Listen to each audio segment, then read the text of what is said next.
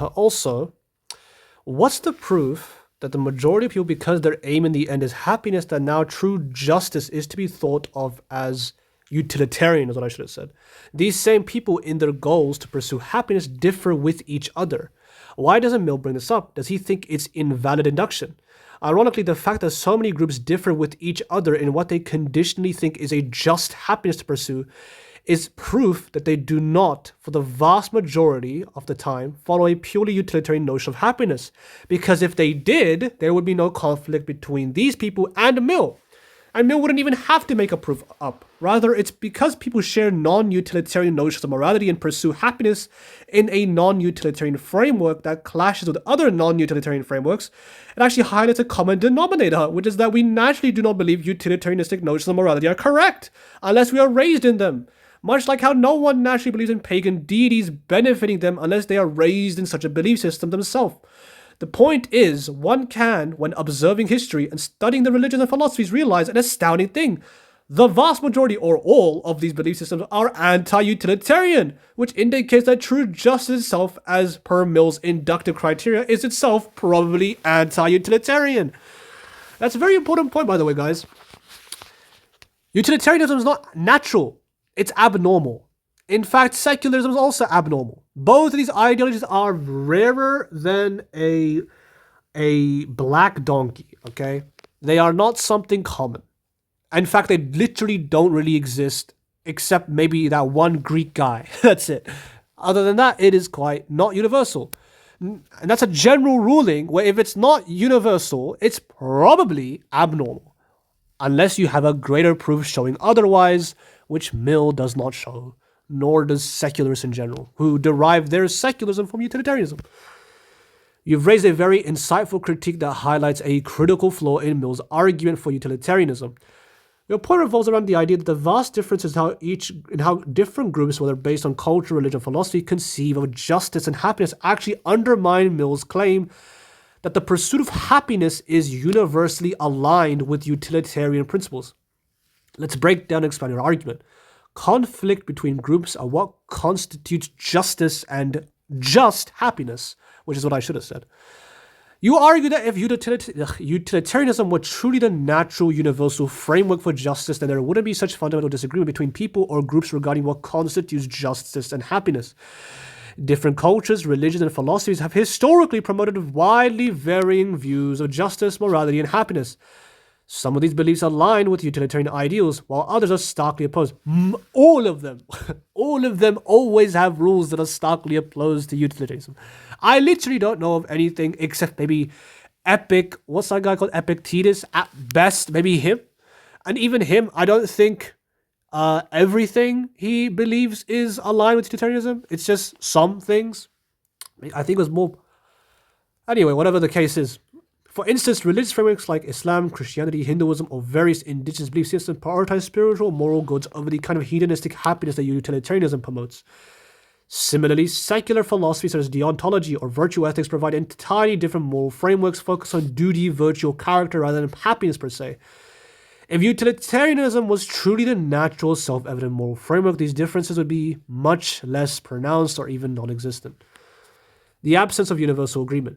This widespread disagreement about what constitutes a just or happy life serves a key critique of Mill's utilitarianism.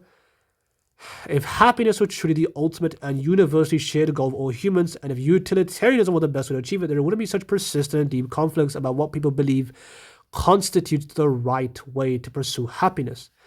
Yet history shows that people are deeply divided in their views of what is just, moral, and happy. Therefore, this divergence suggests that utilitarianism is not a universally accepted notion and is not a natural framework for understanding morality. You're right to suggest that Mill's theory overlooks this reality. His appeal to happiness as a universal goal seems to ignore the fact that many societies, religions, and philosophical traditions place different values on what constitutes a good life, often with no regard for a utilitarian calculus of pleasure and pain. This raises the question, why doesn't Mill address these differences? Does he think they are invalid? If he does, he would need to dismiss these varied moral intuitions as wrong or misguided, but this would require a level of presumption that isn't justified by his argument. Why does it say that, by the way? I just want to clarify. Like, if basically, Mill is justifying the universal pursuit of happiness because it's supposedly a universally shared goal. But simultaneously, it's also a universally shared intuition that morality is not utilitarian at all. Rather, it's conditional on virtues, duties, some spiritual goods, something like that's placed above one's own happiness, even the happiness of other people. I'm not saying that you're never going to see in some rules in a religion this sort of calculus, but it's not the norm. It is not the whole religion that is utilitarian. It's very much a minor aspect of it. Hinduism, Islam, Christian, you're going to see it. I'm not going to, even Islam has a sort of, like even in Islam, when it prefers the greater good over evil, it's more talking about righteousness, like preferring, for example, the greater righteous action over the lesser one, or the lesser evil over the greater evil, not the greater happiness over the lesser happiness, or the lesser misery over the greater misery. It's not really doing that. I'm not saying that there isn't cases of that, but it's not it's not as if the whole religion is utilitarianism. That's my core problem, that most philosophies, in most of their rules, are not utilitarianistic in any clear way. They are just rules non-utilitarianistically. There is some type of calculation, but when a calculus happens, it's not really between happiness and unhappiness. It's between righteousness and wrongness. That the greater righteous thing is preferred over the greater evil, or the greater righteous thing is preferred over the lesser righteous thing, or the lesser evil or immorality is to be chosen over the greater one, rather than happiness and misery being the criteria. You know what I mean? So there you go. The non-utilitarian nature of most worldviews. This observation that the majority of the world's moral systems are not utilitarian is a powerful point. As you mentioned, most belief systems have frameworks of justice and happiness that are not purely utilitarianism. These systems often emphasize moral duties, virtues, or spiritual goals that transcend the pursuit of individual collective pleasure. For example, Islam's emphasize submission to God's will and obedience to moral and principles which lead to eternal happiness in the afterlife. Christianity have to focus on salvation through faith and moral behavior. Blah, blah, blah. Deontological ethics insist on duty and moral principles regardless of the consequences of happiness. Virtue ethics emphasizes living a virtuous life, which may or may not coincide with the maximization of happiness.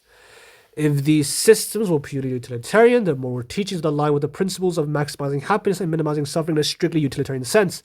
But in reality, they often prioritize other moral values such as spiritual fulfillment, duty, or virtue over happiness as conceived by utilitarianism.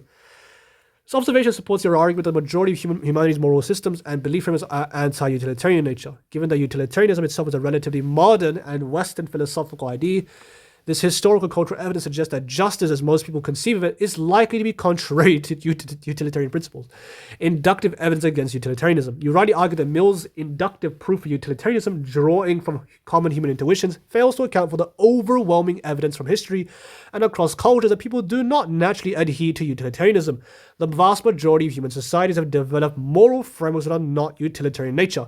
If Mill's argument relied on the universality of happiness as a common human goal, it would need to reckon with the fact that many belief systems do not base their moral structures on the maximization of happiness. In fact, the very diversity of belief systems and the persistence of non-utilitarian moral views across time and cultures is inductive evidence against utilitarianism as the quote-unquote natural or quote-unquote correct moral framework. If people from all walks of life were naturally drawn to utilitarian ideas of justice and happiness, we would expect a much more universal alignment on these matters. Instead, we see a clear pattern of moral frameworks that differ from utilitarianism, suggesting that true justice, according to the diverse perspectives of humanity, might not follow the utilitarian logic at all. The implication for true justice, based on the inductive evidence from history and the diversity of belief systems, your argument suggests that true justice might indeed be anti-utilitarian. This would mean that moral frameworks based on duty, virtue, divine law, or spiritual fulfillment are more likely to reflect the true nature of justice than the utilitarian pursuit of happiness. In other words, the fact that the majority of people across cultures and history have embraced non-utilitarian frameworks may suggest that true justice does not simply aim to maximize happiness in a utilitarian way, but rather follows a deeper moral order, one that is often irreconcilable with the idea of maximizing pleasure and minimizing pain. Booyah! God, that's long. Your critique highlights a significant flaw in Mill's argument for utilitarianism. The widespread and enduring diversity of moral frameworks, many of which are non-utilitarian, undermine the idea that utilitarianism is a universal or natural theory of justice. The fact that people around the world and across history pursue happiness in ways that differ fundamentally from the utilitarian framework suggests that justice itself may not be reflected by or described accurately through utilitarian principles. Instead, true justice, as indicated by these varied beliefs, may lie in frameworks that prioritize moral duties, virtues, spiritual fulfillment, or divine law, rather than the maximization of happiness in this world. Okay,